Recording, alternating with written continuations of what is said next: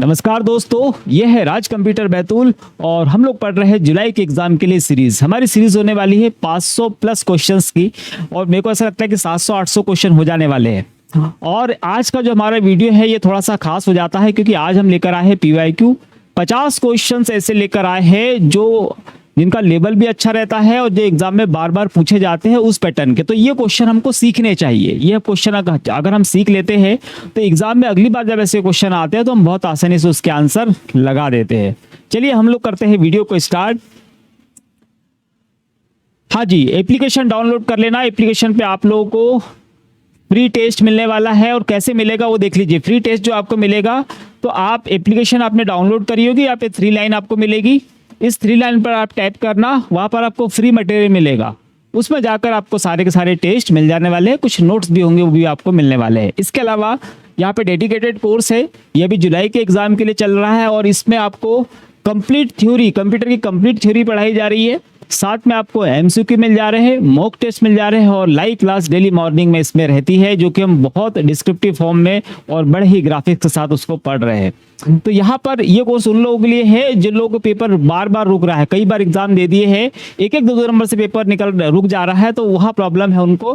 तो उनको descriptive form में डिटेल में पढ़ना चाहिए। तो वो या तो खुद भी पढ़ सकते हैं, अगर खुद नहीं पढ़ पा रहे हैं तो यहाँ पर आकर ये कोर्स ज्वाइन करिए, यहाँ पर हम पढ़ाने वाले हैं। साथ में ये मॉक टेस्ट है, ये मॉक टेस्ट 60 टेस्ट का होने वाला है। इसमें 3000 के ऊपर क्वेश्चन कवर होते हैं कंप्यूटर के और जो 75 नंबर वाला पेपर है उसमें 20 जो मिलते हैं हमको, उसमें हम लोगों को बाकी टॉपिक जो है वो भी यहाँ पर कवर हो जाते हैं। तो जिनकी तैयारी हो चुकी है उनको रफली देखना है कि कैसे उनका नॉलेज है, क्या है, कैसी एग्जाम की तैयारी है, वो इसको ले सकते हैं।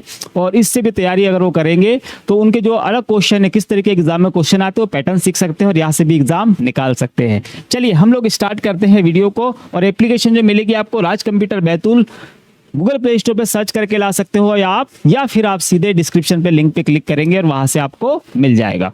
आज का पहला क्वेश्चन है, निम्नलिखित में से कौन सी कंप्यूटर की अमान्य विशेषता है। देखिए कंप्यूटर की विशेषताएं हम लोग पढ़ लेते हैं कंप्यूटर की first unit what is the computer. जब हम पढ़ते हैं डिस्क्रिप्टिव फॉर्म में तो हम कंप्यूटर की सारी विशेषताएं पढ़ लेते हैं।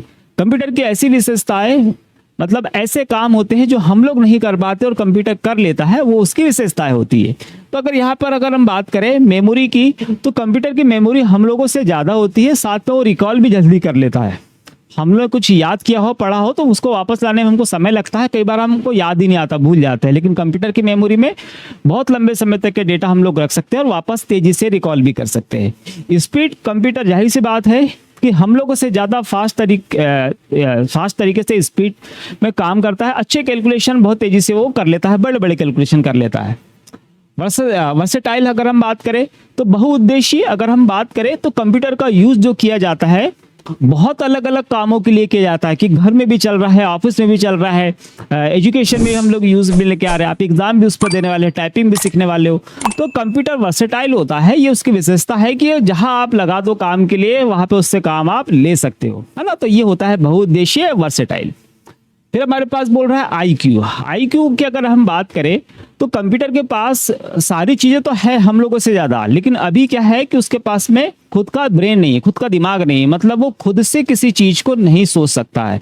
कंप्यूटर वही सारे काम कर सकता है जिसके हमने उसको निर्देश दिए हैं या उसमें पहले से हमने प्रोग्रामिंग की हुई है किसी काम को करने के लिए, वही वो कर सकता है, खुद से वो कुछ नहीं कर सकता। इसलिए कंप्यूटर के पास क्या नहीं होगा, IQ नहीं होगा। वो खुद से डिसीजन नहीं ले सकता है, उसको पहले से जो हमने नियमावली दी है उसी नियम के अकॉर्डिंग वो क्या करता है, कोई भी डिसीजन लेता है। तो हमारे पास में कंप्यूटर की विशेषता, अमान्य विशेषता की बात कर रहा है, तो कौन सी नहीं होगी, ये वाली नहीं होगी। इसके अलावा जो कंप्यूटर की अन्य विशेषता हमारे पास में है तो एक आता है डिलीजेंस, सक्षमता। सक्षमता क्या होती है, तो कंप्यूटर पर बाहरी मौसम का कोई प्रभाव नहीं पड़ता है, चाहे ठंड हो, बारिश हो, गर्मी हो, कंप्यूटर बराबर काम करते रहता है। साथ ही कंप्यूटर किसी भी काम को कितनी भी बार दोहरा सकता है, वो बोर नहीं होता है। जैसे हम लोग बोर हो जाते हैं, कंप्यूटर बोर नहीं होता है। तो याद रखना, डिलीजेंस या उसको हम हिंदी में बोलते हैं सक्षमता, ये भी कंप्यूटर की विशेषता है, ये मोस्ट इंपॉर्टेंट है हमारे एग्जाम के लिए। चलिए अगला क्वेश्चन है डिफॉल्ट रूप से एमएस एक्सेल 2019 में कितने कॉलम होते हैं। कॉलम जैसा कि हमको पता है कि इस तरीके से जो खड़े वाले हम लोग बनाते हैं ये कॉलम होते हैं, और आड़े वाले बनाते हैं इनको हम क्या बोलते हैं, रो बोलते हैं, है ना। बेसिकली जो वर्टिकल हमारे पास में रो होती है ये, है ना, वर्टिकल रूप से हमने बनाया है, ये कॉलम है, और हॉरिजॉन्टल जो होगी ये क्या होगी, ये रो होती है हमारे पास। हमसे प्रश्न बोल रहा है कि कितने कॉलम होते हैं। यहाँ पर अगर ऑप्शन देखें हम लोग, हमारे को बोल रहा है 256। 256 क्या है, तो 256 जो है कॉलम ये होते हैं या नहीं होते, तो याद रखना 256 ये कॉलम होते हैं, लेकिन कहां पर, एमएस ऑफिस 2013 और इसके पहले के जो वर्जन है उसका अगर क्वेश्चन आएगा तब राइट आंसर क्या होगा आपका, 256 ही होगा। ठीक है, हमसे प्रश्न किसके लिए पूछ रहा है, 2019 के लिए। तो इस पे आते हैं, हमारे पास में है 512, तो 512 जो फिगर है ये हमारे पास में नहीं होता है किसी भी वर्जन में। फिर हमारे पास में 5012, तो 5012 फिगर भी हमारे पास में नहीं होता, ना रो में होता है ना कॉलम में होता है। फिर हमारे पास में है 16384, ये फिगर को याद रखना, ये मोर देन रिपीटेड, बहुत बार रिपीटेड है ना। तो हमारे प्रश्न में 2019 में कितने कॉलम होते हैं, तो याद रखिएगा कि 2007 से 365 एमएस ऑफिस 365 तक के जितने भी वर्जन हमारे पास में है सभी में क्या आ रहा है, कॉलम की संख्या 16384। चाहे 7 के बाद हम लोग ले ले 16 ले ले, 19 ले ले, 21 ले ले, 365 ले ले, या अभी 24 जो हमारे पास में है, सभी में कॉलम की संख्या कितनी होगी, 16384। और अगर ये नंबर वैसे पूछता हमसे, जैसे कि हमारे कॉलम होते हैं ना ABCD ऐसे होते हैं, इस तरीके से अगर ये पूछेगा तो उसको बता देना कहां तक होता है, X, F और D तक के होते हैं, ये याद रखना। A से लेकर XFD तक के होता है, इसको याद रखिएगा। तो अब यहाँ का कोई भी क्वेश्चन आप लोग गलत नहीं होने वाला है। ठीक है, चलिए अगला क्वेश्चन है ओपन ऑफिस कैल्क में कॉन्टेक्स्ट वर्ड में क्लियर कर दूं सबसे पहले।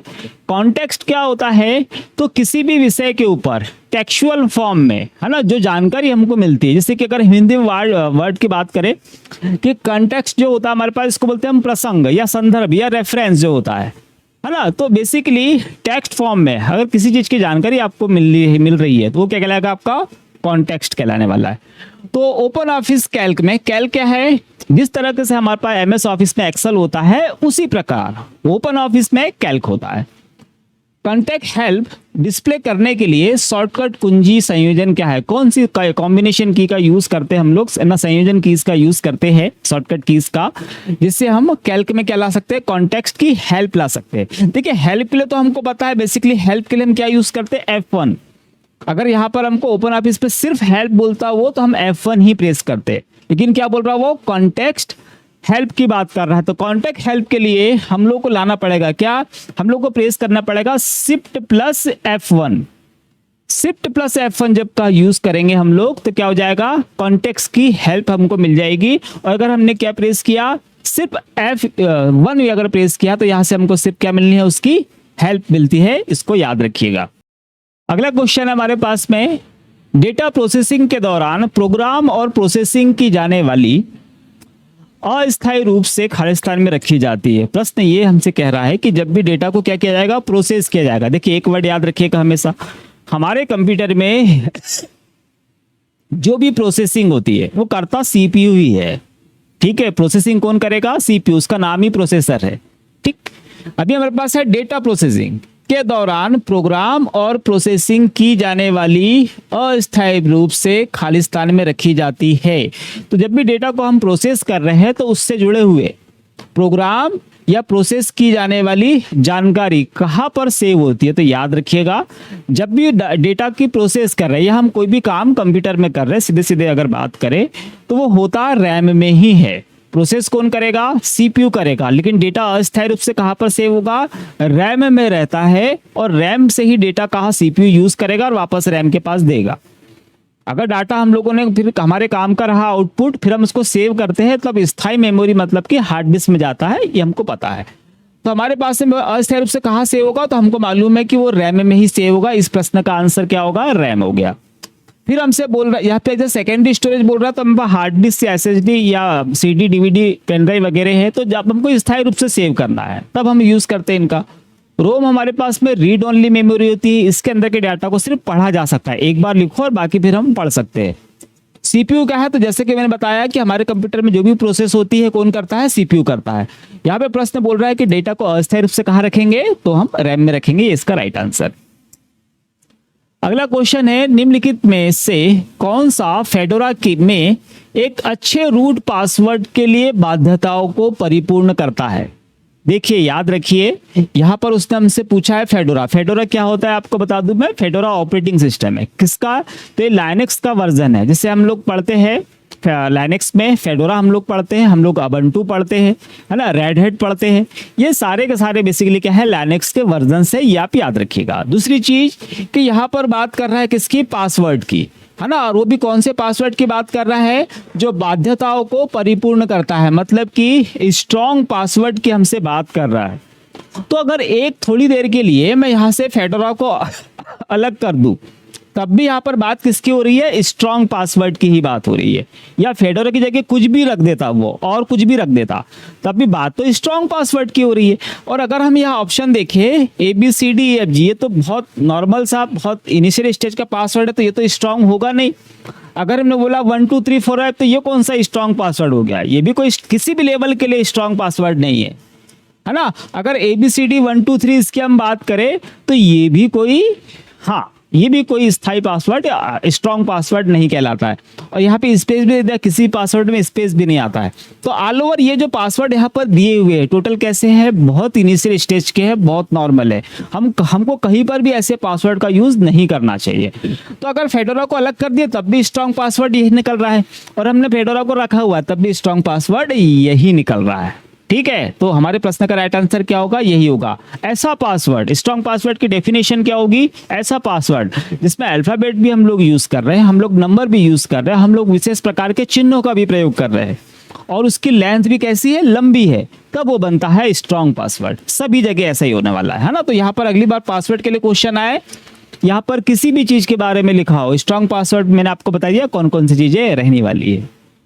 चलिए अगला क्वेश्चन है, खालिस्तान एक मशीन रीडेबल कोड है जो काले और सफेद वर्गों की सारणी से बना हुआ है। काले और सफेद क्या है, उसमें वर्ग है, और आमतौर पर स्मार्टफोन के कैमरे द्वारा रीड करने के लिए, अन्य जानकारी संग्रहित करने के लिए, है ना। तो हमसे एक ऐसे कोड के बारे में पूछ रहा है, मशीन कोड है, जो कैसा होगा, एक तो स्क्वायर के रूप में होगा, वर्ग के रूप में होगा, दूसरी चीज मोबाइल के कैमरे से स्कैन किया जा सकता है, और तीसरी चीज कि उन कोड्स में हम डाटा भी सेव करके रखते हैं। तो यहाँ पे हमसे पूछ रहा है किसकी, बार कोड के बारे में। तो हमारे पास जो बार कोड होते हैं, नॉर्मल बार कोड हमारे पास कैसे होते हैं, इस तरीके से लाइन में होती है, जो प्रोडक्ट के ऊपर हम लोग लेते हैं।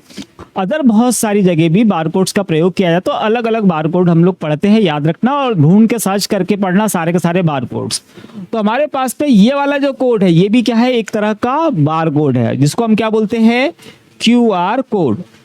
तो QR कोड एक तरह का बार कोड है, याद रखना, और ये 2D बार कोड होता है, इसको भी याद रखेंगे, 2D बार कोड होता है। ठीक, अब हमारे पास अगर ये राइट आंसर हो गया, बाकी गलत क्यों है हमारे पास में, ये बोल रहा है अल्फा न्यूमेरिक।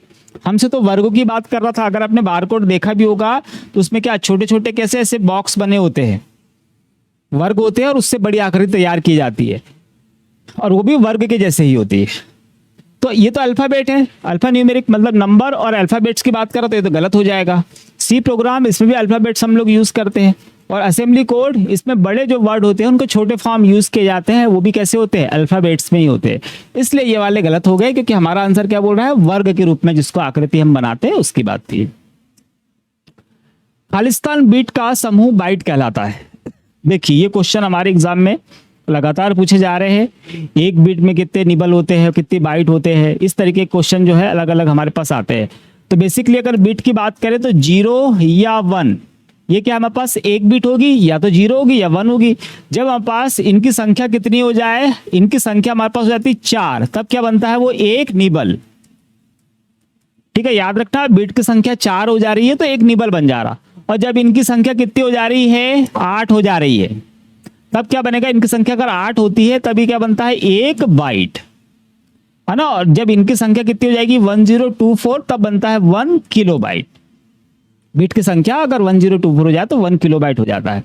तो हमारे पास में 8 बिट है ना, बिट की संख्या कितनी होना चाहिए हमारे पास में, 8 होना चाहिए। 8 बिट होगी तब क्या बनेगा, एक बाइट बनेगा। तो क्या आ जाएगा आपका 8 बिट। और 4 पूछता तो क्या बनता फिर वो, तब वो निबल बनता। चलिए अगला क्वेश्चन है, जब हमें खालिस्तान की आवश्यकता होती है तब प्लॉटर का उपयोग किया जाता है। देखिए मैं पहले पढ़ा देता हूँ, बाद में एग्जाम में क्वेश्चन बाद में आता है। प्लॉटर में हर बार बड़े अच्छे से पढ़ाता हूँ, उसके क्वेश्चन लगातार एग्जाम में आते हैं। मैं बोलते भी हूँ कि प्लॉटर इंपॉर्टेंट है। अभी हमने बारकोड पढ़ा, ये इंपॉर्टेंट है। अलग अलग तरह के बारकोड कि प्रोडक्ट पे कौन सा यूज कर रहे हैं, पार्सल पे कौन सा यूज कर रहे हैं, है ना, या चिकित्सा के क्षेत्र में कौन सा, बुक पर कौन सा यूज करे, सारे हमारे एग्जाम के क्वेश्चन है। इसको ढूंढ के तैयार कर लीजिएगा, है ना। यहाँ पे पुरानी सीरीज में क्वेश्चन है, अगर आप देख के पढ़ पाओ तो।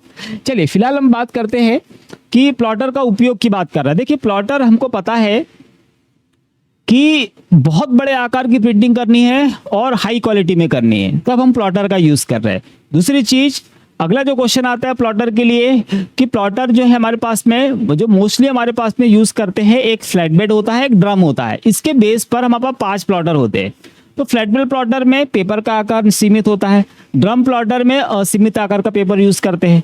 हमारे पास में इलेक्ट्रोस्टैटिक प्लॉटर होता है, हमारे पास में इंकजेट प्लॉटर होता है, हमारे पास पेन प्लॉटर होता है। तो ये अलग अलग प्रकार के प्लॉटर्स होते हैं जिनका अलग अलग जगह यूज किया जाता है। कई बार यूज का क्वेश्चन आ जाता है। तो अगर आपको किसी बिल्डिंग का मैप तैयार करना है, उसका ब्लूप्रिंट तैयार करना है, तो उसको प्रिंट करने के लिए हम लोग प्लॉटर यूज करते हैं। भू अभिलेख शाखा में जमीन के नक्शे अगर प्रिंट करने हैं तो वहां पर हम प्लॉटर का यूज कर रहे हैं। रेलवे के जो मैप बनते हैं उसको प्रिंट करने के लिए भी हम लोग प्लॉटर का यूज करते हैं। ऐसा याद रखिएगा। सारे क्वेश्चन कवर हो गए, कुछ भी नहीं छूटा इसमें, ठीक है। तो याद रखिएगा। अभी हमको बोल रहा है प्लॉटर का उपयोग क्या करना, तो ऑप्शन में देखते हैं क्या बोलता है। हमको बोल रहा है बड़े दस्तावेजों को सुरक्षित सेव करने की बात नहीं हो रही भैया। प्लॉटर क्या करता है, प्लॉटर प्रिंट करता है, तो ये तो गलत हो गया। हमको बोल रहा है MP4 वीडियो, ये वीडियो फाइल की बात कर रहा है, जबकि हमारे पास प्रिंटर हार्ड कॉपी प्रिंट करने वाला है प्लॉटर, है ना, तो ये भी गलत हो गया। हमको बोल रहा है बड़े आकार के कैनवस प्रिंट, तो कैनवस प्रिंट वो करता है। कैनवस याद रखिएगा, कैनवस प्रिंटिंग क्या होती है, तो वेक्टर ग्राफिक्स के अंतर्गत आती है। मतलब हाईली जो ग्राफिक हम लोग यूज करते हैं उसको वेक्टर ग्राफिक्स हम लोग बोलते हैं। तो कैनवस प्रिंटिंग में अंतर्गत क्या आ जाएगा, हमारा प्लॉटर आ जाएगा। ये बोल रहा है अच्छे दृश्य प्रभाव, मतलब कि अच्छे दृश्य प्रभाव मतलब इफेक्ट यूज करता है क्या, नहीं, क्या करता है, ये प्रिंट करता है भैया। तो हमारे पास में बड़े आकार के कैनवस प्रिंट करना है। कुल मिला के मैंने आपको बोला है अच्छी क्वालिटी का बड़ा प्रिंट अगर करना है तो हम लोग प्लॉटर का यूज करते हैं, याद रखिएगा। अगला क्वेश्चन है, वे प्रिंटर जो एक समय में केवल एक ही कैरेक्टर प्रिंट करते हैं। देखिए हमारे पास इम्पैक्ट प्रिंटर होते हैं। इम्पैक्ट प्रिंटर ऐसे प्रिंटर होते हैं जो प्रिंट करने के लिए रिबन का यूज करते हैं, बहुत ज्यादा नॉइस उत्पन्न करते हैं, हैमर स्ट्रोक का प्रयोग करते हैं, प्रिंटिंग क्वालिटी अच्छी नहीं होती। उसमें से एक प्रकार होता है हमारे पास में कैरेक्टर प्रिंटर और एक होता है लाइन प्रिंटर। कैरेक्टर प्रिंटर की बात करें तो एक बार में केवल एक कैरेक्टर प्रिंट करता है। इसके एग्जांपल में याद रखना DMP और डेजीबीर प्रिंटर। अब हमको बोल रहा है कि कैरेक्टर प्रिंटर जो है खालिस्तान प्रिंटर कहलाते हैं। कौन से प्रिंटर कहलाते हैं, हमको बोल रहा है forest printer, line and page printer, series printer और सीरियल प्रिंटर। तो हमारे पास में जो कहलाते हैं कैरेक्टर प्रिंटर, ये कहलाते हैं सीरियल प्रिंटर कहलाते हैं। याद रखना, एक के बाद एक कैरेक्टर प्रिंट करते हैं, इसीलिए सीरियल प्रिंटर कहलाते हैं, ठीक है। लाइन प्रिंटर और पेज प्रिंटर, तो लाइन प्रिंटर हमारे पास में बैंड प्रिंटर होता है, हमारे पास चेन प्रिंटर होता है, और हमारे पास में अगर पेज प्रिंटर की बात करें तो पेज प्रिंटर हमारे पास में सारे के सारे नॉन इम्पैक्ट प्रिंटर, मतलब थर्मल होगा या लेजर होगा, ये वाले प्रिंटर होते हैं। इसको भी याद रखिएगा। अगला क्वेश्चन है हमारे पास में, CPU का कौन सा भाग गणितीय संक्रियाएं करने में सक्षम होता है। मोस्ट कॉमन क्वेश्चन, बार बार एग्जाम में आता है, याद रखिएगा। हमारे कंप्यूटर में ALU होता है, अर्थमेटिक एंड लॉजिक यूनिट। तो यहाँ पे प्रश्न बोल रहा है वो गणितीय संक्रियाएं। तो हमारे पास में जो ALU होता है, अर्थमेटिक एंड लॉजिक यूनिट, जो हमारे पास में है, वही अंक गणितीय और तार्किक गणनाएं, दोनों काम कौन करने वाला है, ALU करने वाला है। इसको याद रखना। अंक गणितीय, चाहे गणित की बात हो या तर्क की बात हो, लॉजिक की बात हो, दोनों आंसर इसी के लगने वाले हैं। कंट्रोल यूनिट जो है, हमारे कंप्यूटर में जितने भी हार्डवेयर पार्ट्स लगे होते हैं उनमें सामंजस्य स्थापित करने का काम किसका है, कंट्रोल यूनिट का है। पोर्ट्स कहाँ लगाते हैं, तो हमारे कंप्यूटर से जिस भी हम डिवाइस को कनेक्ट करना चाहते हैं तो प्रॉपर हमको उस पोर्ट का यूज करना पड़ेगा। मॉनिटर हमको पता है, डिस्प्ले यूनिट है हमारे पास में आउटपुट की। निम्नलिखित MS Excel 2019 फार्मूले का आउटपुट क्या होगा, कौन सा फार्मूला भी है हमारे पास, अच्छा ये वाला, ये हमको फार्मूला दिया हुआ है, इसका आउटपुट क्या निकलने वाला है। देखो ये XOR का है, क्वेश्चन कौन सी यूनिट का है, तो हम पढ़ते हैं लॉजिक गेट। तो ये लॉजिक गेट में हमको मिल जाता है। बेसिकली याद रखना XOR है ना, ये हमारे पास में OR जो हमारे पास लॉजिक गेट है उसी का अपडेटेड वर्जन है बाबा, एक्सटेंडेड वाला। तो याद रखना कि हमारे पास में जब भी हम XOR यूज करते हैं तो हमारे पास में इनपुट होते हैं, कैसे, इनपुट 1 और इनपुट 2।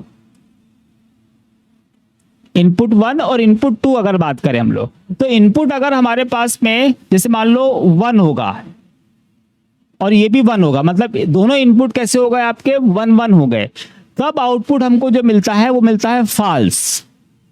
ठीक है, और दोनों इनपुट अगर हमको 0-0 मिल गए तब भी हमारे पास जो आउटपुट निकलेगा वो कैसा आएगा हमारे पास में, ये भी आएगा फॉल्स, है ना। और जब हमारा इनपुट एक 1 होगा और एक 0 होगा तब हमको मिलता है ट्रू, है ना। और जब हमारा इनपुट पहला वाला 0 दूसरा वाला 1 होगा तब भी हमको मिलेगा ट्रू।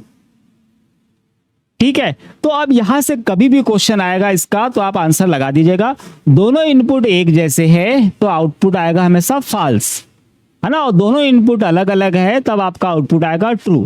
तो इसमें जो आंसर हमको मिलता है वो ट्रू और फॉल्स में ही मिलता है। अब यहाँ पे देखो दोनों इनपुट हमारे क्या है 1-1 है, तो हमारा रिजल्ट क्या आएगा, हमारा रिजल्ट आ जाएगा फॉल्स। ठीक है, याद रखना। और ऑन जैसा इसमें कुछ नहीं होता है। अगला हमारे पास में ओपन ऑफिस कैल्क में सीट में कर्सर को पहले सेल में ले जाने के लिए कीबोर्ड शॉर्टकट की कौन सी यूज करते हैं। हमारे पास में ओपन ऑफिस कैल्क वही एक्सेल जैसा जो हमारे पास एप्लीकेशन होता है एमएस ऑफिस, ओपन ऑफिस में, है ना। तो एमएस ऑफिस में एक्सेल होता है, ओपन ऑफिस में कैल्क होता है। तो यहाँ पर कर्सर को पहले सेल में, है ना, पहला सेल मतलब हमारे पास में ऐसे बहुत सारे क्या होते हैं सेल होते हैं, रो और कॉलम मिलकर सेल। तो ये पहले वाला, इसका क्या होता है, ये A1 होता है। पहले वाले सेल में आपको जाना है, आप कहीं और पर भी होंगे इसके अंदर। तो अगर जाना है हमको तो याद रखना, चाहे कैल्क हो या हमारे पास एक्सेल हो, दोनों में सेम शॉर्टकट की यूज करते हैं हम लोग। क्या यूज करने वाले हैं, Ctrl+Home। ठीक है, इसका हम लोग यूज करने वाले हैं। अगर हमने Shift+Home प्रेस किया तो इससे क्या होगा, हम लोग सेलेक्ट करते हुए जाएंगे, है ना, वापस जाएंगे। लेकिन कैसे सेलेक्ट करना, शिफ्ट के साथ में होम मतलब सेलेक्ट करेगा वो। और अगर हमने होम प्रेस किया तो ये क्या होगा, ये उसी रो में हमारे पास पहले की तरफ आ जाएगा। बस इतना याद रखना है। आल्ट होम यहाँ पर यूज हम लोग नहीं करते। ठीक, तो याद रखना कंट्रोल होम जो होगा वो इस प्रश्न का राइट आंसर होगा।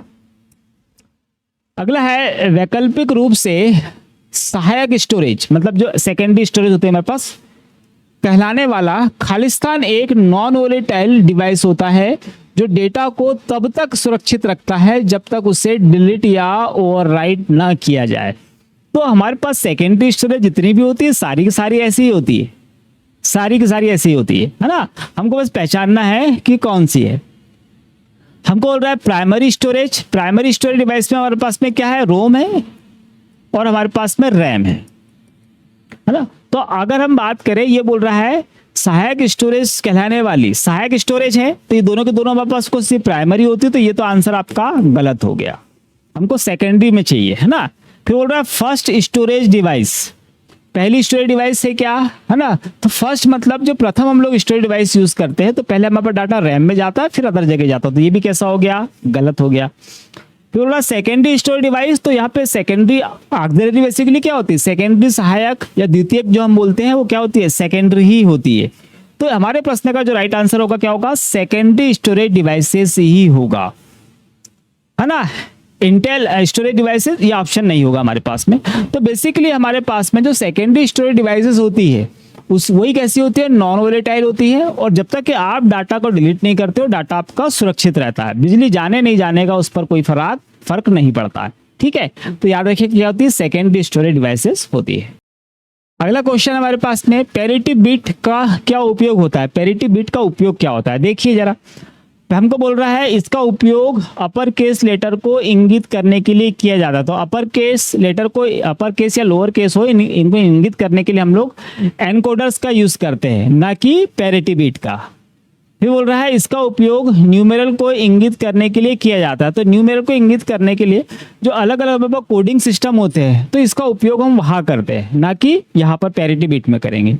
यह बाइट का पहला बिट होता है, तो बाइट का पहला बिट कहना इसको ना सही है और ना ही इस प्रश्न का राइट आंसर है।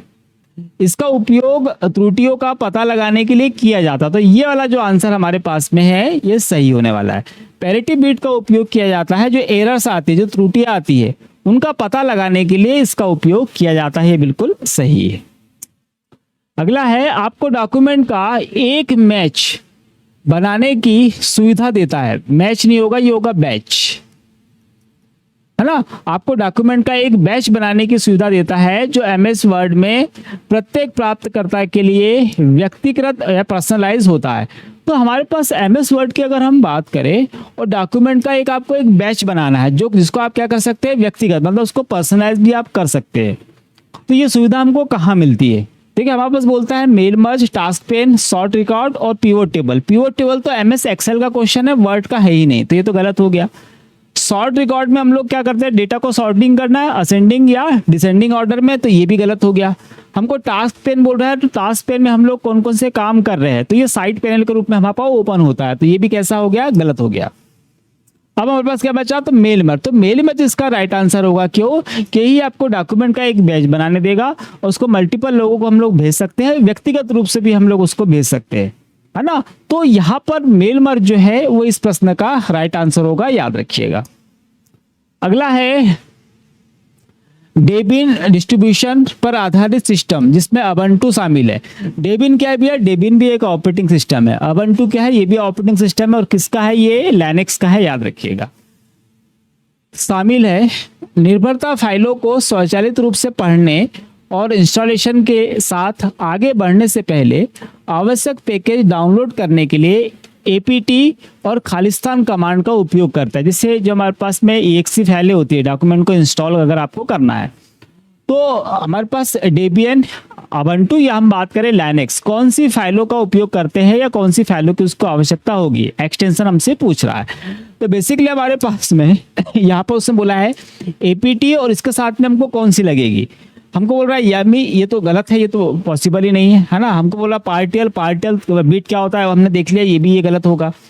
पैट हम लोग को बोल रहा है, तो पैट भी हम लोग यहाँ पर यूज नहीं करते हैं। हम लोग जो यूज करते हैं, एक तो हम करेंगे एपीटी और एपीटी के साथ में क्या यूज करते हैं, गेट। तो एपीटी गेट, एक फाइल हमको लगेगी एपीटी की और एक लगेगी हमको एपीटी गेट की लगेगी, ये राइट आंसर है ना। और लाइनक्स की कमांड थोड़ा सा पढ़ के जाइएगा ना, लाइनक्स की कमांड हो या उसके एक्सटेंशन हो, ये भी एग्जाम में अच्छे आ रहे हैं।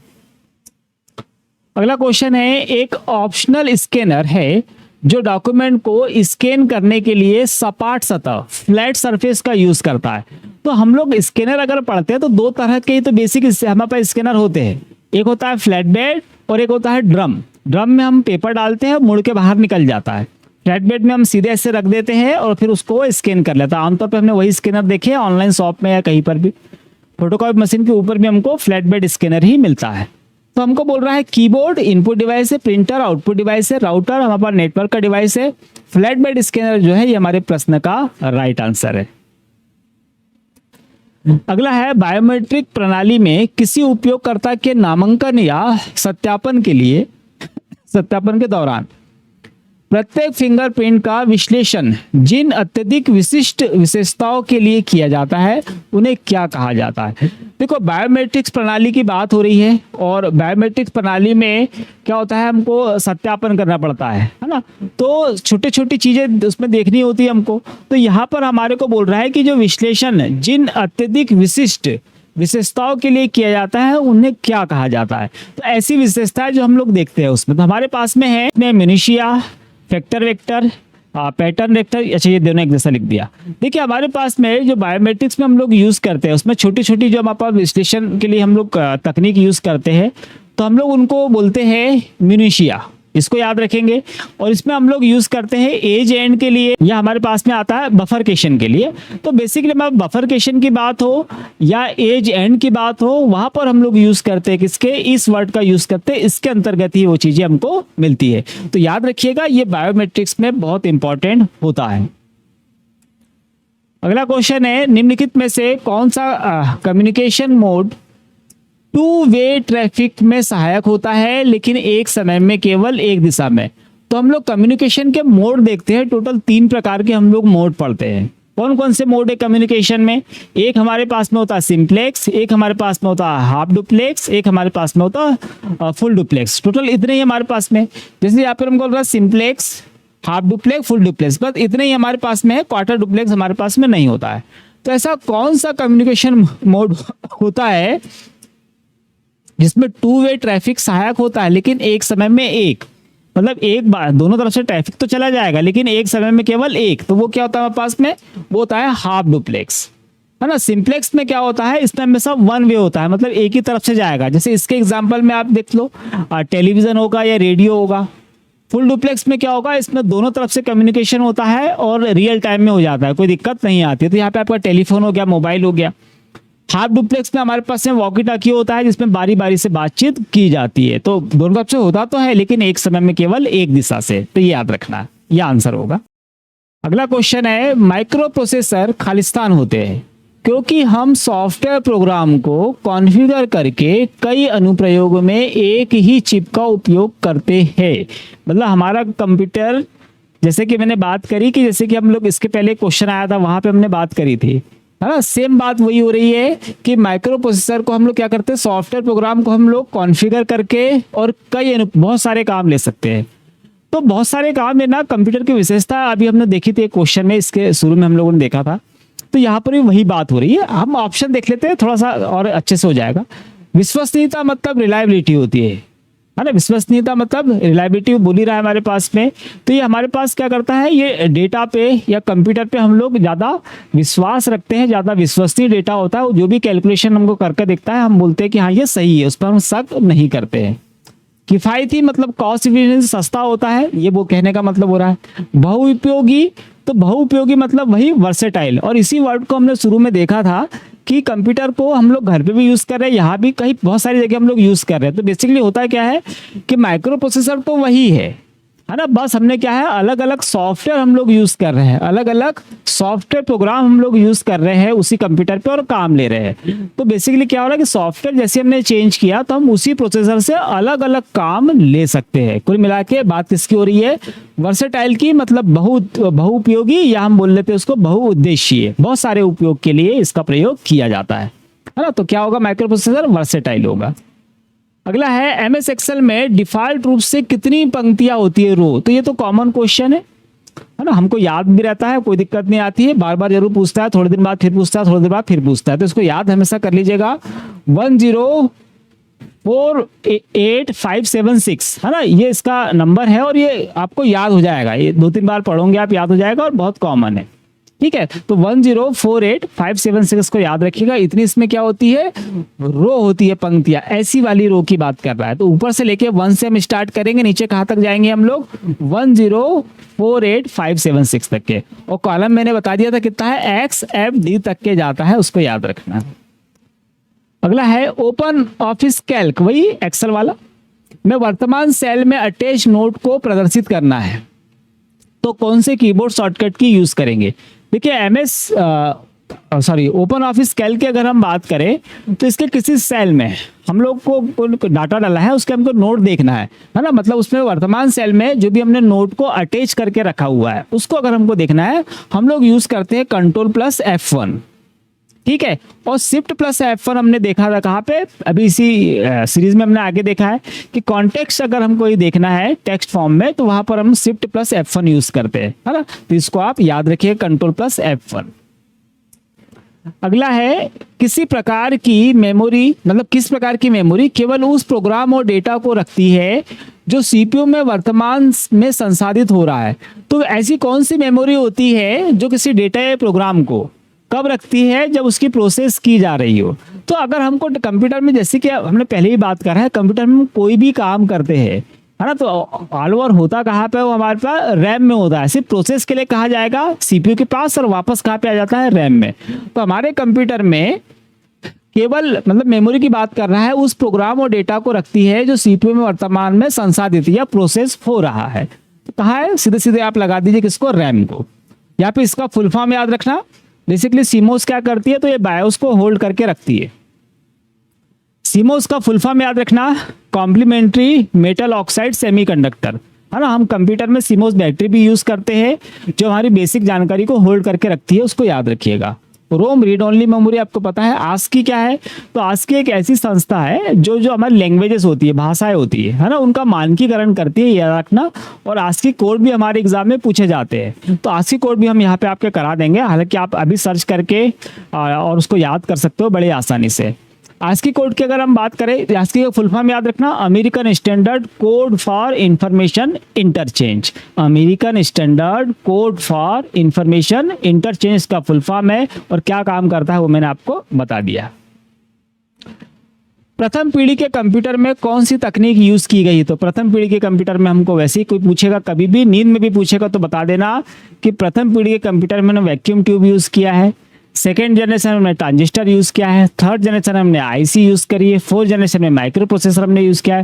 फिफ्थ जनरेशन में हमने अल्ट्रा लार्ज स्केल पर आईसी यूज़ करी हुई है। हमारे पास में बोल रहा है वैक्यूम ट्यूब, तो ये हमारे पास फर्स्ट जनरेशन, प्रश्न प्रथम पीढ़ी का है, तो ये आंसर हो गया आपका। ट्रांजिस्टर आपका सेकेंड जनरेशन में हो गया। आईसी हमारे पास में थर्ड जनरेशन हो गई, और माइक्रो प्रोसेसर हमारे पास में फोर्थ जनरेशन में हो गया। इसको याद रखिए। MS वर्ड 365 में step by step mail merge wizard feature को चुनने के लिए मेलिंग टैब से किस समूह को चुना जाता है? यहाँ पे सारे जितने भी हमको दिए हुए हैं सारे के सारे क्या है, मेल मर्ज की स्टेप्स है अलग अलग। तो जैसे हमको क्या करना है, मतलब मेल मर्ज में step by step mail merge wizard, मतलब मेल मर्ज आपको स्टार्ट करना है। तो इसके क्वेश्चन बहुत बार घुमा के आता है। जैसे एक तो ये उसने पूछता है, एक बार इसको ऐसा पूछता है वो कि आपका एक्चुअल वास्तविक मेल मर्ज की सेटिंग्स कहाँ से स्टार्ट होगी। तो दोनों का आंसर याद रखना कि हम लोग जब start mail merge option choose करते हैं तो यहाँ से हमारा एक्चुअल मेल मर्ज के लिए काम चालू होता है। हालांकि सबसे पहले आपको क्या मिलेगा, वहाँ पे क्रिएट मिलेगा। पहला ऑप्शन क्रिएट का है, यहाँ से आप एनवेलप क्रिएट कर सकते हो, यहाँ से आप लेबल क्रिएट कर सकते हो, ये भी याद रखना। उसके बाद फिर हमको स्टार्ट मेल मर्ज मिल जाता है, तो यहाँ पे फिर हम लोग इसके जो हमारा मेल मर्ज है इसके स्टेप बाय स्टेप प्रोसेस हमारी स्टार्ट हो जाती है। ठीक है, तो इसको याद रखिएगा। स्कूल के बच्चे के लिए छपी हुई पाठ्यक्रम अतिरिक्त संदर्भ सामग्री से जुड़ने का एक विकल्प प्रदान करती है ना। मतलब स्कूल के बच्चे के लिए छपी हुई जो पाठ्यक्रम जो उसकी सब्जेक्ट है होंगे उस अतिरिक्त संदर्भ सामग्री से जुड़ने का एक विकल्प प्रदान करती है। छपी हुई पाठ्यक्रम मतलब पाठ्य पुस्तक में इस सुविधा को शामिल करने के लिए निम्नलिखित में से कौन सा विकल्प उपयुक्त होता है ना। तो कहने का मतलब ये है कि स्कूल की कोई किताब है ना, बच्चे का पाठ्यक्रम है या उसका जो जितना भी सिलेबस उसका रहता है ना, उसके लिए छपा हुआ है ना, उसमें अतिरिक्त संदर्भ शामिल एक्स्ट्रा अगर कंटेंट आपको जोड़ना है तो एक विकल्प प्रदान करती है। एक्स्ट्रा कंटेंट जोड़ने के लिए आपको एक विकल्प प्रदान किया जाता है जो छपी हुई पाठ्य पुस्तक में इस सुविधा को शामिल करने के लिए निम्नलिखित रूप से या कौन सा इसमें से आपको ऑप्शन मिलता है। तो कहने का मतलब ये है कि आपकी बच्चे की कोई स्कूल की किताबें हैं पाठ्यक्रम में, वो पहले से छपा हुआ है, उसमें एक्स्ट्रा कंटेंट अगर आपको जोड़ना है तो आप कौन से ऑप्शन का उपयोग करने वाले हो। एक्स्ट्रा कंटेंट तो पहले से आती है किताबें, आजकल हम लोग भी देखते हैं बहुत सारी किताबें है ना, हम लोग भी जल्द किताब लेकर आएंगे। तो उस किताब में बेसिकली क्या होता है, जो अभी जैसी किताबें आती है वैसे कोई टॉपिक दिया है, कोई टॉपिक को डिस्क्राइब करके दे दिया है, अब उसका एक्स्ट्रा कंटेंट आपको चाहिए है ना। जितना किताब में छप सकता था छप गया, अब उसका एक्स्ट्रा कंटेंट आपको एक्सप्लेन करके चाहिए, तो उसमें क्या दे देते हैं, उसी किताब में आजकल आपको दिखेगा एक QR कोड। उस QR कोड को आप स्कैन करोगे तो उससे संबंधित आपको वीडियो मिल जाएगा, वीडियो लेक्चर मिल जाएगा, या उससे संबंधित और डिटेल की जो अपडेटेड जानकारी है वो आपको मिल जाती है। ठीक है, जो कि प्रॉपर वेब पर क्या है अपडेट की जाती है। QR कोड आपको एक एक्सटेंशन दे दिया है, जैसे उस पर आप स्कैन करोगे तो उससे आप अपडेटेड जानकारी फिर वहां पर ले सकते हो। तो किताबों में क्या यूज करते हैं हम लोग, QR कोड, याद रखिएगा। MICR बैंक में हम लोग यूज करते हैं, पिन कोड हमको पता ही है एड्रेस के साथ में, और एरिया कोड भी एड्रेस के साथ में ही यूज किया जाता है। तो QR कोड अपडेटेड सेक्शन को जोड़ने के लिए हम लोग करते हैं स्कैन करके और ले लेंगे। फिर अगला क्वेश्चन है 1 KB खालिस्तान के बराबर होता है। ये याद रखना, ये क्वेश्चन अच्छे आ रहे हैं, लगातार आ रहे हैं हमारे एग्जाम में है ना।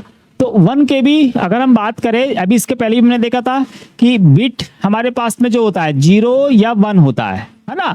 तो ये 0 और 1 क्या कहलाता है, बिट, और बिट का फुल फॉर्म याद रखना बाइनरी डिजिट होता है। अब इसकी संख्या 4 हो जा रही है तो हमने क्या बोल दिया, उसको निबल बोल दिया। इसकी संख्या 8 हो जा रही है तो हमने उसको क्या बोल दिया, हमने उसको बोल दिया बाइट। अब जब बाइट की संख्या कितनी हो जा रही है 1024, है ना, तब वो क्या कहलाएगा केबी। तो कितनी संख्या आ रही है हमारे पास 1024, ये मिलकर तैयार करते हैं 1 किलो बाइट। ठीक है, बस याद रखिएगा। वह आउटपुट डिवाइस क्या कहलाता है जिसमें कभी कभी कागज पर ग्राफ और अन्य चित्र बनाने के लिए जुड़े पेन का उपयोग किया जाता है। मतलब हमसे क्या पूछ रहा है, पहली चीज तो आउटपुट यूनिट, तो यहाँ पे हम क्या ढूंढेंगे, आउटपुट यूनिट ही हम ढूंढने वाले हैं। दूसरी चीज जो क्या यूज कर रही है, तो पेन का यूज कर रही है, आउटपुट यूनिट पेन का यूज कर रही है ग्राफिक्स या चित्र बनाने के लिए, है ना। देखिए अब हमारे पास में प्रिंटर क्या है, आउटपुट डिवाइस है, प्रश्न से ये तो रिलेट किया। अब ये बोल रहा है पेन का यूज करता, तो प्रिंटर पेन का यूज नहीं करता। प्रिंटर क्या करेगा, इंक का यूज करेगा या टोनर का यूज करेगा या उष्मा का यूज करता है। ऐसी प्रिंटर देखे हम लोगों ने, टोनर पे यूज करेगा, इंक यूज करेगा या थर्मल यूज करेगा। हमारा प्लॉटर है, तो प्लॉटर आउटपुट डिवाइस है, ठीक है, और ये पेन का यूज भी ये करता है ना। पेन प्लॉटर जो हमारे पास में आता है। कीबोर्ड हमारे पास इनपुट डिवाइस है, स्कैनर हमारे पास में इनपुट डिवाइस है। तो हमारे पास में कुल मिला के यहाँ पर 2 इनपुट थी, 2 आउटपुट थी। प्रश्न आउटपुट के लिए था, तो ये दोनों हमारे पास आउटपुट डिवाइस है। और प्लॉटर ही है जो पेन का यूज करता है, तो पेन प्लॉटर, अलग अलग मल्टीपल तरह के पेन यूज किए जाते हैं और उसके द्वारा स्केच या ग्राफिक्स तैयार किया जाता है, याद रखिएगा। और ये पेन प्लॉटर एग्जाम में बार बार पूछा जाता है, इंपॉर्टेंट है हमारे एग्जाम के लिए, ठीक है, तो इसको याद रखना, ये आंसर। अगला है डॉट मैट्रिक्स और सॉलिड फॉन्ट प्रिंटर्स निम्न में से किसके उदाहरण है ना। डीएमपी और solid font. Solid font printer हम किसको बोलते हैं, हम डेजी व्हील प्रिंटर को बोलते हैं, डेजी व्हील प्रिंटर, है ना। उसके अंदर जो पीने बनी होती है, उसके मेटल पे ये अक्षर उभरे हुए रहते हैं और तेजी से पंच करता है, वहां पे रिबन होती है, उसके पीछे कागज होता है, तो पंच किया और सीधे प्रिंट हो जाता है। तो डीएमपी से ज्यादा अच्छी क्वालिटी किसकी आती है, डेजी व्हील प्रिंटर की आती है ना। दोनों के दोनों क्या है, दोनों के दोनों कैरेक्टर प्रिंटर है। तो हमको बोल रहा है लाइन प्रिंटर। लाइन प्रिंटर हम पहले ही बता चुका हूं मैं, बैंड प्रिंटर होता है, ड्रम प्रिंटर होता है और चेन प्रिंटर होता है। आप बैंड प्रिंटर, तो आप बैंड प्रिंटर भी नहीं होता है। चेन प्रिंटर, तो हमारा प्रिंटर ये दोनों के दोनों कैसे है, ये चेन प्रिंटर है, याद रखना। और इंक प्रिंटर में हमारे पास में इंकजेट प्रिंटर आता है, उसको याद रखिएगा। अगला है निम्नलिखित में से कौन सा घटक कंप्यूटर सिस्टम में प्रोग्राम निर्देशों की संख्या और निष्पादन के लिए जिम्मेदार है। तो हमारे कंप्यूटर में अगर हम बात करें कि कौन सा घटक है ना, जो कंप्यूटर सिस्टम में प्रोग्राम निर्देशों की संख्या और निष्पादन मतलब एग्जीक्यूशन के लिए जिम्मेदार है, तो हमारे यहाँ पे जितने भी हमको ऑप्शन दिए हैं, निर्देशों की व्याख्या करना, उसको एक्सप्लेन करना, है ना, और उनको एग्जीक्यूट करना, तो ये बात हो रही है प्रोसेस की। और हमारे कंप्यूटर में जो प्रोसेस करता है वो कौन करता है, वो सीपीयू ही करता है, याद रखना, है ना। निर्देशों की क्या करेगा, वो व्याख्या करने वाला है और उनको एग्जीक्यूट करने वाला है, कौन, सीपीयू।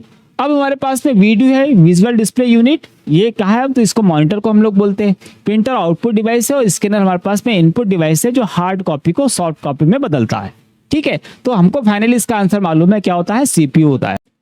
अगला क्वेश्चन है एमएस एक्सेल में कौन सा फंक्शन दूसरी टेक्स्ट स्ट्रिंग के भीतर एक टेक्स्ट स्ट्रिंग को लोकेट करता है। मतलब कोई दूसरी टेक्स्ट स्ट्रिंग होगी, उसके अंदर किसी टेक्स्ट को ढूंढने की बात हो रही है, लोकेट मतलब ढूंढना है, और दूसरी स्ट्रिंग के पहले अक्षर से पहली टेक्स्ट स्ट्रिंग की शुरुआती स्थिति की संख्या प्रदान करता है।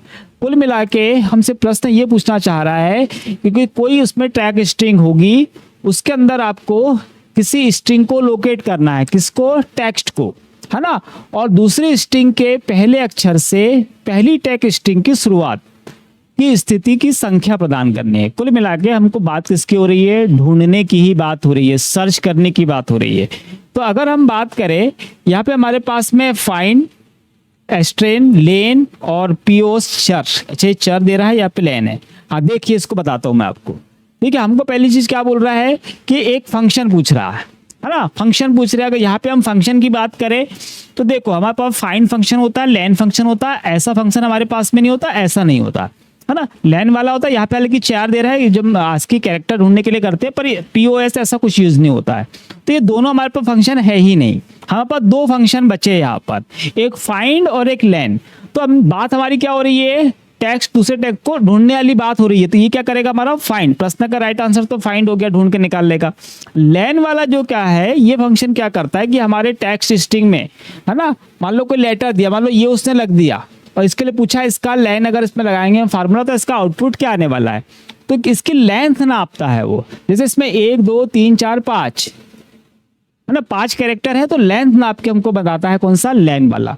और फाइंड वाला हमको ढूंढ के बताने वाला है किसी और टेक्स्ट में, आपका जो टेक्स्ट है उसको ढूंढने के लिए। तो क्वेश्चन नंबर 32 आंसर क्या होगा इसका, फाइंड होगा, याद रखिएगा। ओपन ऑफिस कैल्क में कर्सर को डेटा युक्त सीट की अंतिम सेल पर ले जाने के लिए कीबोर्ड शॉर्टकट की यूज की जाती है। देखिए कैल्क और एक्सेल की अगर बात करें, बहुत सारी शॉर्टकट की सिमिलर है। जैसे ये वाली शॉर्टकट की भी वो जो बोल रहा है, ये कैसी है, हमारे पास एक्सेल में भी सेम चलती है और कैल्क में भी सेम चलती है।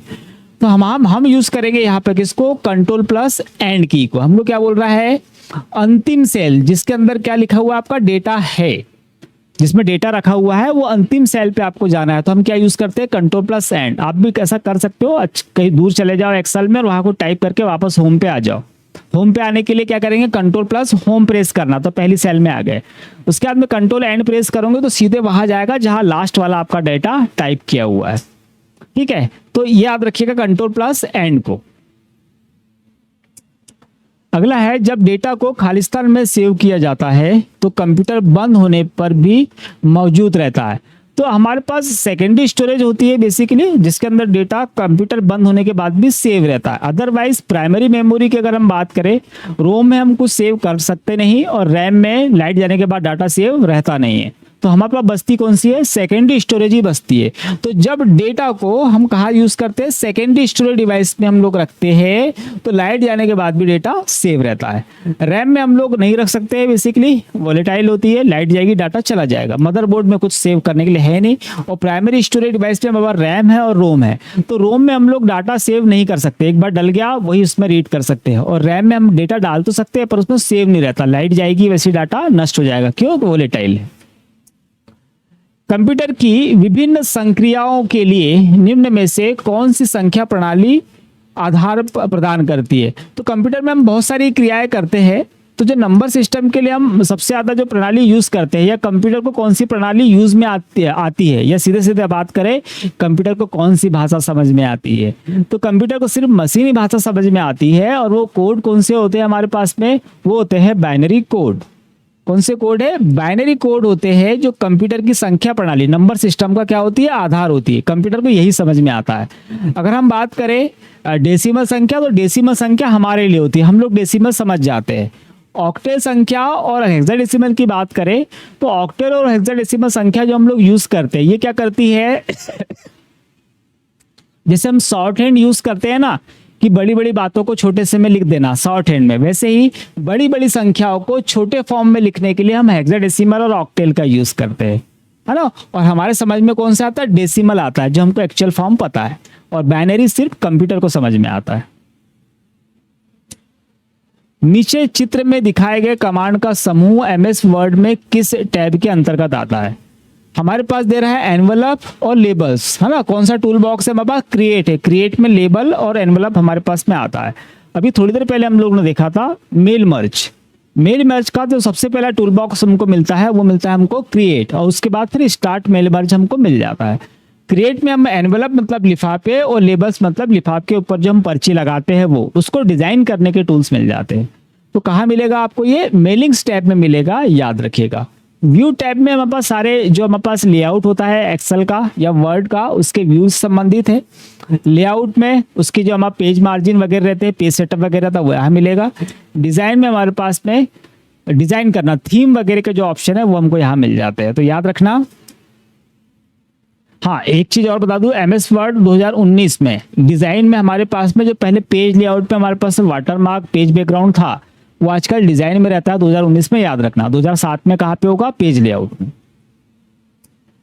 माइक्रोसॉफ्ट आईएनसी का संस्थापक निम्न में से कौन है। तो माइक्रोसॉफ्ट के संस्थापक, ये तो आपको पता ही है, सभी लोगों को पता होंगे।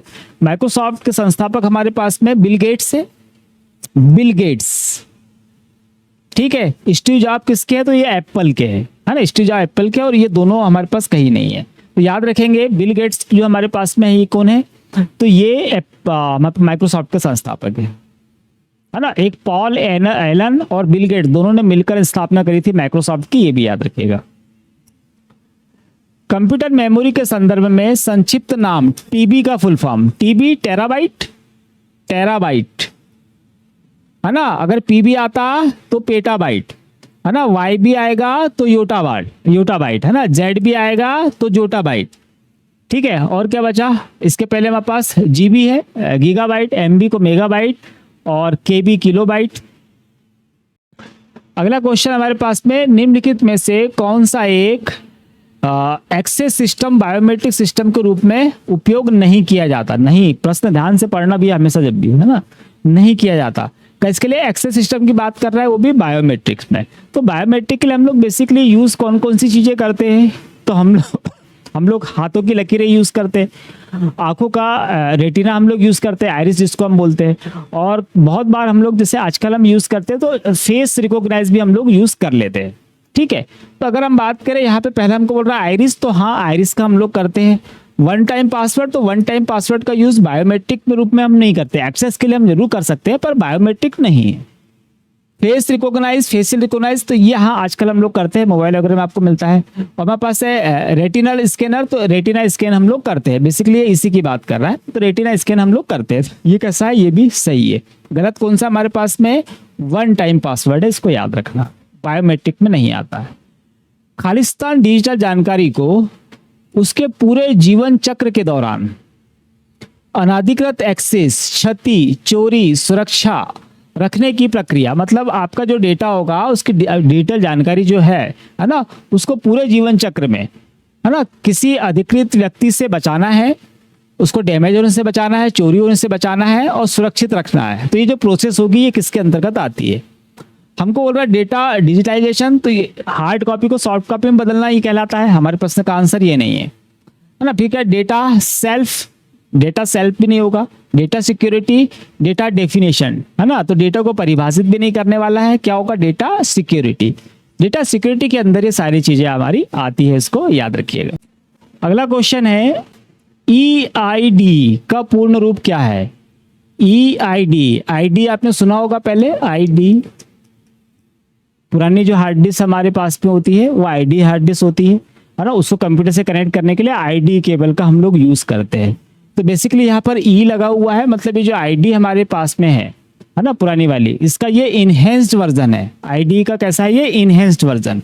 अब हमसे क्या बोल रहा है, इसका पूर्ण रूप बोल रहा है, तो इसका पूर्ण रूप क्या होगा, इनहेंस्ड इंटीग्रेटेड ड्राइव इलेक्ट्रॉनिक है ना। ये हमारे पास में EID का फुल फॉर्म है, इसको याद रखिएगा है ना। और ये क्या है, आईडी आपको याद होगा, पुरानी हार्ड डिस्क हम लोग अटैच करते हैं, उसका इनहेंस वर्जन है, इसको भी याद रखिएगा। अगला, डिफॉल्ट रूप से MS एक्सेल में अब full form shortcut keys file extension याद करिएगा, इससे बहुत ईजी हो जाता है हमारे एग्जाम। तो मैं पहले से बोलते आ रहा हूँ, अभी तक आपने काफ़ी कर लिए होंगे, जो लोग सुन रहे होंगे याद रखिएगा, मैं जैसा बोल रहा हूँ वैसा जो कर रहे होंगे उनका एग्जाम डेफिनेटली निकल जाएगा। जो टाल रहे होंगे कि हम कर लेंगे, ये कर लेंगे या बाद में करने के सोचे होंगे, तो उनको थोड़ी सी प्रॉब्लम एग्जाम में जा सकती है, याद रखिएगा। डिफॉल्ट रूप से MS एक्सेल 2019 में कितनी पंक्तियाँ होती है, ये तो क्वेश्चन रिपीट हो गया है ना। कितनी होती है, 1048576 है ना, इसको याद रखिएगा, नंबर बहुत ईजी है। इंटरनेट एक्सप्लोरर और फायरफॉक्स जैसे सॉफ्टवेयर को खालिस्तान के रूप में प्रदर्शित किया जाता है। तो इंटरनेट एक्सप्लोरर हो या फायरफॉक्स हो, ये वेब ब्राउज़र कहलाते हैं। और मैंने आपको पहले ही बता चुका हूं कि आपको 10 वेब ब्राउज़र और 10 सर्च इंजन के नाम याद करने ही हैं, है ना, जो एग्जाम में आपको ऐसे क्वेश्चन आएंगे, फट से लगा और चलते बनो। ठीक, निम्नलिखित में से स्टोरेज माध्यम में सामान्यतः फैक्ट्री में राइट किया गया डेटा और मुख्य रूप से सॉफ्टवेयर या मल्टीमीडिया कंटेंट के वितरण में के लिए प्रयोग किया जाता है। फैक्ट्री में क्या किया गया, उसको राइट किया गया है।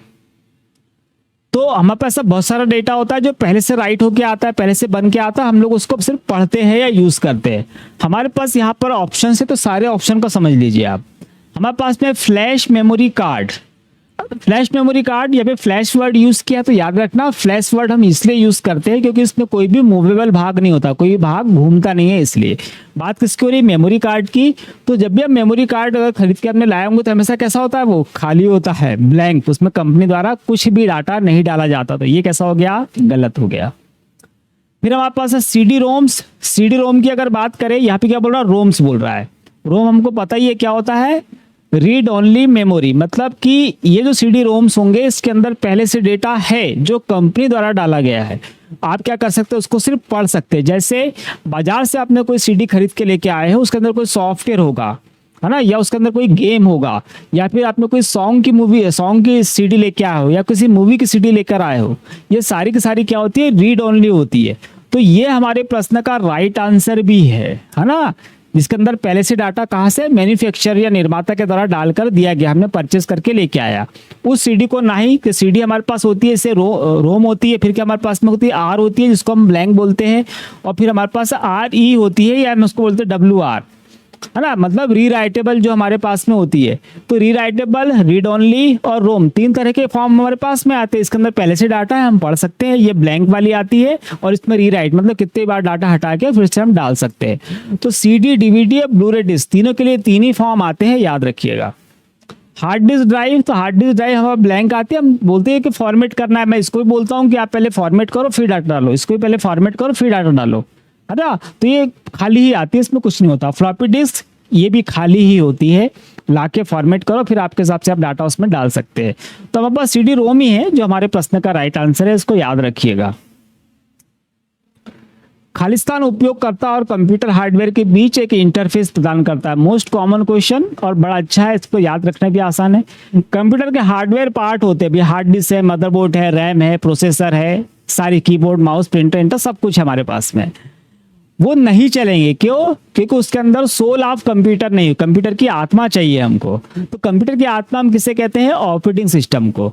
तो ऑपरेटिंग सिस्टम कंप्यूटर के सारे हार्डवेयर भाग और हमारे बीच एक इंटरफेस या एक माध्यम देता है, जिसके द्वारा फिर हम उन हार्डवेयर से काम ले सकते हैं। हमारे अकॉर्डिंग जो भी हमको काम लेना होगा हम सॉफ्टवेयर के थ्रू फिर उनसे काम लेते हैं। तो बेसिकली यूजर और कंप्यूटर हार्डवेयर के बीच जो माध्यम का काम करता है वो कौन है? वो ऑपरेटिंग सिस्टम है।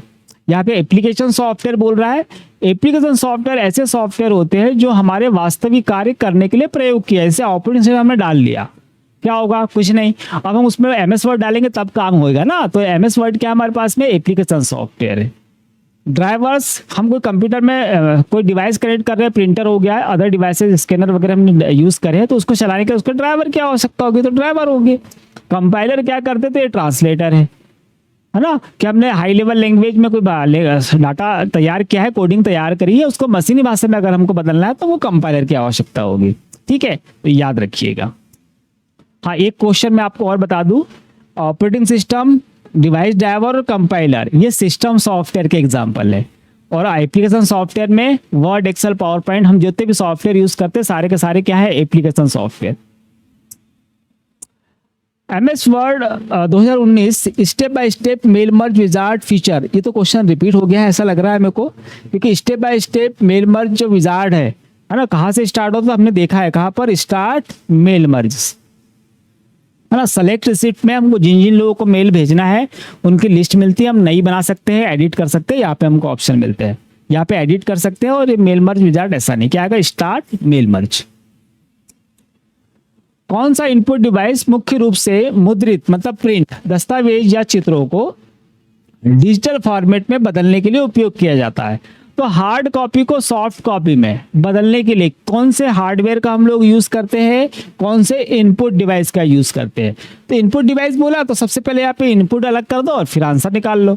जैसे इनपुट डिवाइस है, प्लॉटर क्या है? प्लॉटर आउटपुट डिवाइस है। स्कैनर इनपुट डिवाइस है। स्पीकर आउटपुट डिवाइस है। मॉनिटर भी आउटपुट डिवाइस है। तो ये सिर्फ इनपुट आउटपुट पढ़ के हमारा आंसर निकल गया। अब दूसरी लाइन क्या बोल रही है?